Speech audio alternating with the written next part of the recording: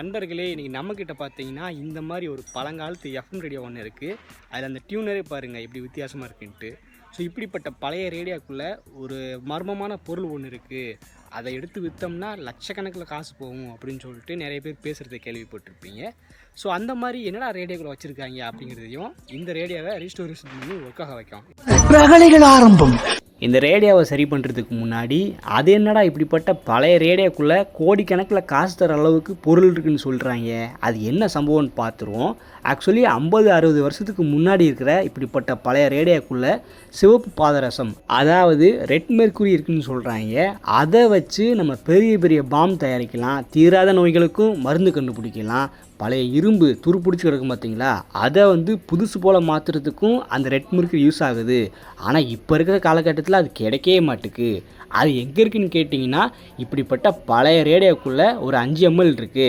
1 ml 1 கோடி போகும், 5 mlனால் 5 கோடி போகும். ஸோ ஃப்யூச்சரில் இதோட ப்ரைஸ் பார்த்தீங்கன்னா எங்கேயோ போக போகுது. என்கிட்ட பார்த்தீங்கன்னா இப்படிப்பட்ட பழைய ரேடியோ இருக்குது, அதுக்குள்ளே அந்த ரெட் மெர்க்குரி இருக்குது, தேவைப்பட்டால் காசு கொடுத்து வாங்கிக்கோங்க அப்படின்னு சொல்லிட்டு இதை வச்சு சில பேர் பிஸ்னஸ் பண்ணிகிட்டு இருக்காங்க.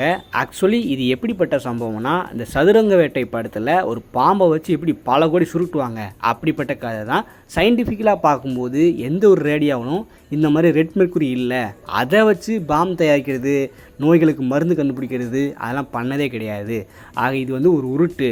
அதை வச்சு இப்போ நிறைய பேர் மோசடியில் பண்ணிகிட்டு இருக்கான்னு சொல்லிட்டு நம்ம பாலிமர் நியூஸ்லேயே ஒரு செய்தி வந்திருக்கு.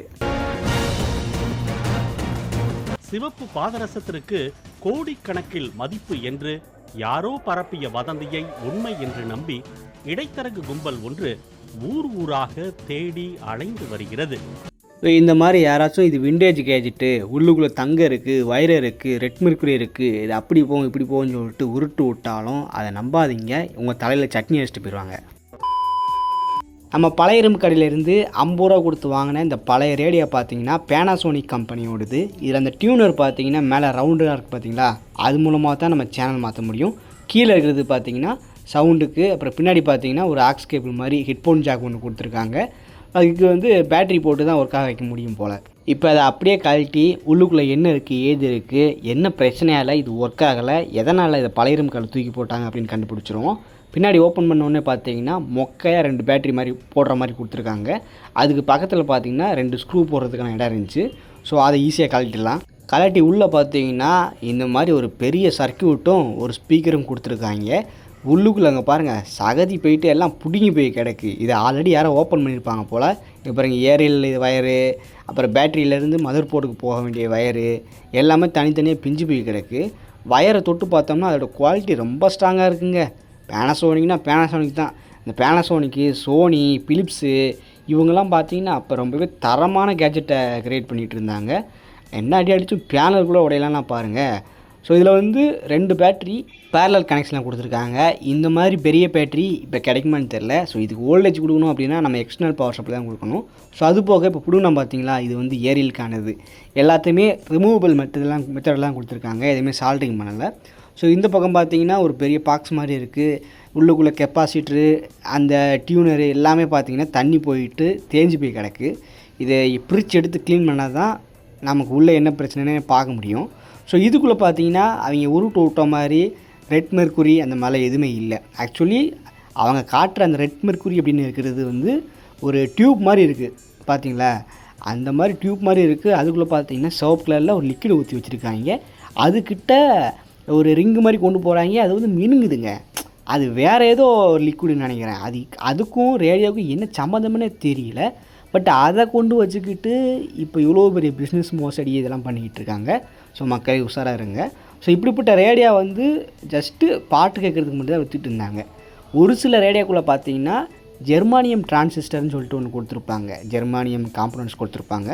அது பார்த்திங்கன்னா கொஞ்சம் காஸ்ட்லியாக ரேட்டு போகும். இப்போ பழைய ரேடியோக்குள்ளே ஜெர்மானியம் டிரான்சிஸ்டர் இருக்குதுன்னு வச்சுக்கோங்களேன், அதை எடுத்து நீங்கள் இரும்புக்கு போட்டீங்க அப்படின்னா கொஞ்சம் ஒரு 300 ரூபா 400 ரூபா எக்ஸ்ட்ரா கிடைக்க வாய்ப்பு இருக்கே தவிர, அந்த மாதிரி லிக்விட் இருக்குது அது கோடிக்கணக்கில் போகும் அப்படிங்கலாம் ஒரு மகா உருட்டு. சரி, ஓகே. இதில் நம்ம இப்போ மல்டிமீட்டரை வச்சு செக் பண்ணி பார்க்குறோம். ஏன்னா நிறைய காம்பனன்ட் மழை தண்ணியில் பட்டு தேஞ்சு போய் கிடக்கு பார்த்தீங்களா. அதனால் நான் மல்டிமீட்டரை பசர் மோடில் போட்டுக்கிட்டு ஒன்றா வச்சு பார்த்தேன்.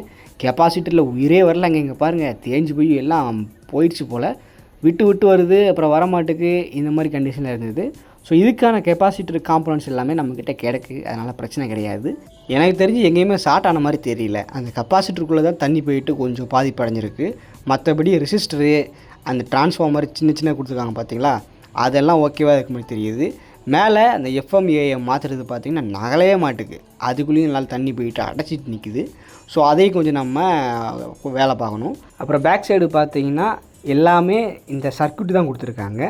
முன்னாடி பார்த்தீங்கன்னா அந்த வால்யூம் டியூனர் இருக்குது பார்த்தீங்களா, அது வந்து பவர் ஆன் ஆஃபாகவும் ஒர்க் ஆகும், வால்யூம் இன்க்ரீஸ் பண்ணுறதுக்கும் ஒர்க் ஆகும். ஸோ இவ்வளோ தான் இந்த ரேடியோவில் கொடுத்துருக்காங்க. காம்பனன்ட்ஸ் எல்லாமே பக்காவாக தான் இருக்குது. என்ன கொஞ்சம் தூசி அடைச்சிட்டு இருக்குது. அப்புறம் இது பார்த்தீங்கன்னா அந்த சேனல் டிஸ்பிளே, இது 100.5 இல்லை சூரியன் எஃப்எம் 93.5 அப்படின்னு காட்டுறதுக்கு அங்கே ரொட்டேட் பண்ண இங்கே ஒரு கயிறு மாதிரி உள்ளே போகும், அந்த முள் அசையும், அதை வச்சு தான் நம்ம இது என்ன எஃப்எம்னு பார்க்க முடியும், அந்த சேனலோட நம்பர் காட்டுறதுக்கானது. ஸோ அதுவும் பெர்ஃபெக்டாக தான் இருக்குது, எல்லாமே ஒழுங்கானது மாதிரி தான் தெரியுது. நம்மக்கிட்ட இருந்த பழைய கெப்பாசிட்டிலாம் போட்டு விட்டு இதுக்கு பவர் சப்ளை கொடுத்து பார்த்தேன். அப்போது இந்த இடத்துல வைக்கும்போது மட்டும் நமக்கு கிர்ன்னு இறையுது.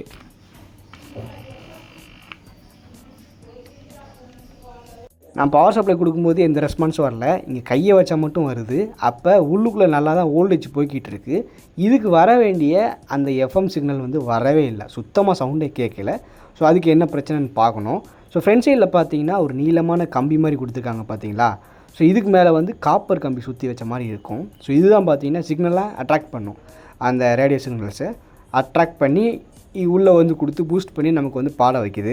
அதில் வந்து 3 வயர் கொடுத்துருக்காங்க, 2 வயர் அங்கங்கே கனெக்ட் ஆகிருக்குது. இன்னொன்று பார்த்தீங்கன்னா பிஞ்சிருச்சு, அது எங்கேருந்து பிஞ்சுதுன்னு தெரியல. ஸோ நம்ம ஒன்று ஒன்றா வச்சு பார்த்து எங்கே வைக்கும்போது நமக்கு அட்லீஸ்ட் கொஞ்சம் சிக்னலாச்சும் கிடைக்கிது, ஒரு லவுடாக இறையிற சவுண்டாச்சும் வந்தால் கூட தான் நம்ம வந்து இது ஒர்க் ஆகன்னு கண்டுபிடிக்க முடியும். ஸோ அப்படி பக்கத்தில் இருக்கிற காம்பவுண்டில் வச்சு பார்த்தேன். ஃபைனலி இங்கேருந்து தான் புடிங்க இருக்குது அப்படின்னு கண்டுபிடிச்சி அதையும் சால்ட்ரிங் பண்ணி இதுக்கு கெப்பாசிட்டர் அப்புறம் இந்த பிரச்சனையை சால்வ் பண்ணிட்டோம். இப்போ பார்த்தீங்கன்னா ரேடியோ பக்காவாக ஒர்க் ஆகுது.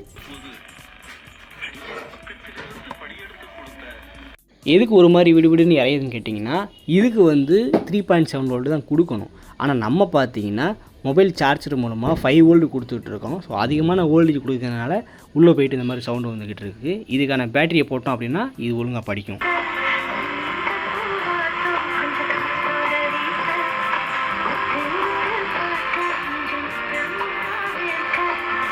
அவ்வளோதான், இந்த ரேடியோவை சரி பண்ணியாச்சு. இது பார்க்குறதுக்கு ரொம்பவே ஸ்டைலிஷாக இருக்குது. இது ஒர்க் ஆகலனாலும் வீட்டில் சும்மா வச்சுக்கலாம் அப்படின்னு சொல்லிட்டு தான் பழையம் கலந்து வாங்கிட்டு வந்தேன். ஸோ நிறைய பேர் கேட்பீங்க, என்னடா பொழுதனைக்கும் எஃப்எம் ரேடியோ கண்டென்ட்டே போட்டுட்ருக்கு அப்படின்னு சொல்லிட்டு. ஸோ இந்த வீடியோ வந்து பர்டிகுலராக அந்த ரெட் மெர்க்குரி பழையங்காலத்து ரேடியோக்குள்ளே அப்படிலாம் கோடிக்கணக்கில் காசு இருக்க வர மாதிரி இருக்குன்னு சொல்லி ஒரு உருட்டு போயிட்டுருக்குல்ல, அதை வந்து சொல்கிறதுக்காக தான் இவ்வளோ பெரிய வீடியோ மேக் பண்ணேன். அவ்வளோதான், தேங்க்ஸ் ஃபார் வாட்சிங். மீண்டும் ஒரு நல்ல வீடியோவில் மறுபடியும் சந்திக்கலாம். Bye bye.